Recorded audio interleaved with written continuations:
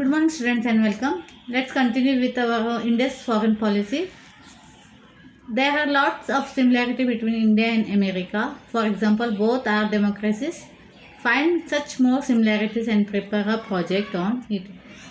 Okay, that is related to the project. Now let's see here.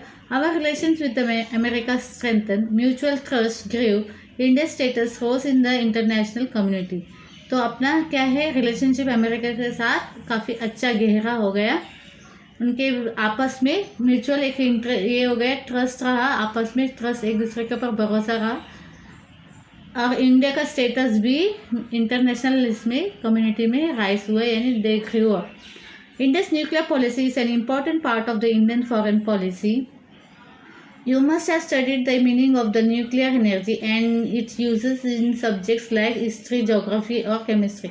Having understood the importance of the nuclear power, India undertook the nuclear energy program immediately after the independence.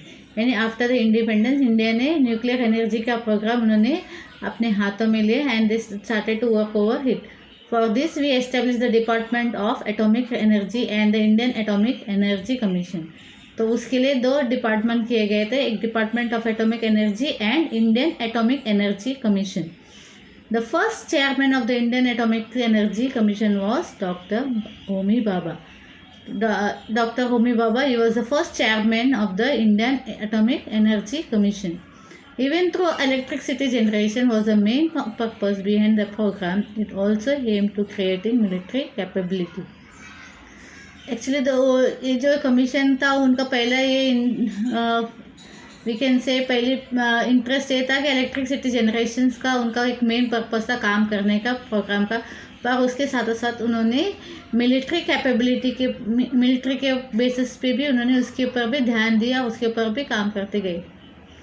As a consequence of this, India conducted first nuclear test in 1994. इसके basis पर 1974 में हम लोग ने nuclear test किए थे. India built nuclear weapons and conducted nuclear test in 1998. उसके बाद और एक बार 1998 को न्यूक्लियर टेस्ट किया गया था. We have also made missiles carrying nuclear weapons and Air Force and Navy have been enabled for carrying them. तो हमने काफ़ी सारे मिसाइल्स भी बनाए carrying the nuclear weapons and all in which help in the air force and navy. Nuclear weapons are extremely destructive, hence it is necessary to make consistent efforts so that they are never used. 2 treaties have been made to stop the spread of the nuclear weapons. तो nuclear weapons का क्या आता है, actually ये destructive है. यहाँ एक कहीं पर डाले तो इसमें बहुत सारे लोगों का जान मान के सारे नुकसान होती है, तो इसको नॉर्मली इस्तेमाल नहीं किया जाता है. तो it has to be use बहुत सोच समझ के, ऐसे जब when we don't have any other options तो इस पे जाते हैं.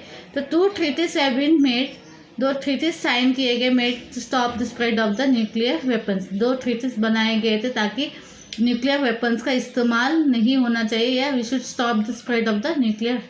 What is it? Nuclear non proliferation treaty NNPT और कॉम्प्रिहेंसिव टेस्ट बैन ट्रीटी. ये जो ट्रीटी उन्होंने बनाए, 2 treaties बनाए गए ताकि न्यूक्लियर वेपन्स बनाए ना जा सके या न्यूक्लियर वेपन का इस्तेमाल नहीं होना चाहिए, इस बात के लिए, क्योंकि इसमें बहुत सारे नुकसान होते हैं.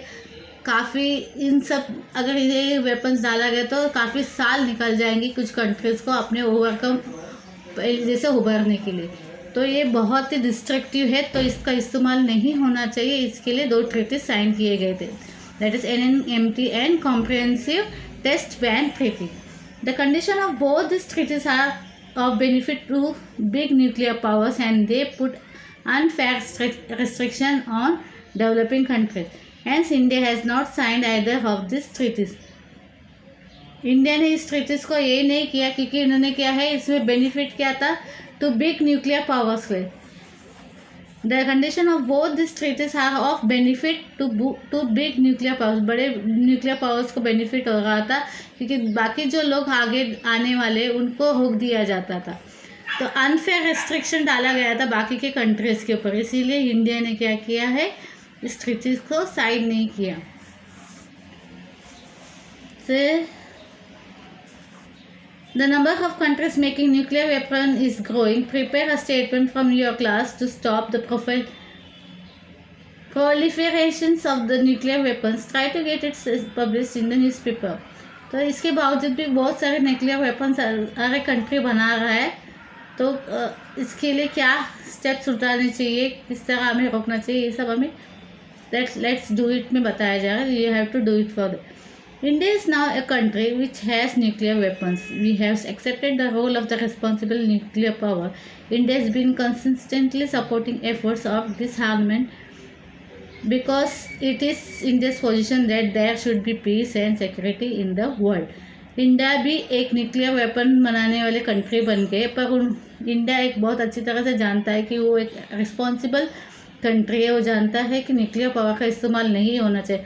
उनका सबसे पहला मुद्दा यही रहता है कि वो स्टेबिलिटी बनाए रहे, लोगों आपस की कंट्री में एक ये ट्रस्ट बनाए रहे और आपसी पीस को ज़्यादा मेंटेन करने, पीस को बहुत मानने वाले लोगों में से है. तो इसके लिए वो इन सब न्यूक्लियर पावर्स का इस्तेमाल नहीं करते. इसके बावजूद भी उनके पास, इंडिया के पास काफ़ी सारे न्यूक्लियर वेपन्स है. Having taken a survey of the foreign policy in this, we are going to study the Indian defense system.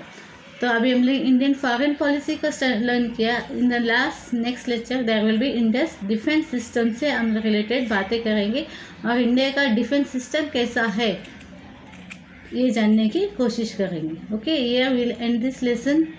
C you in the next lecture.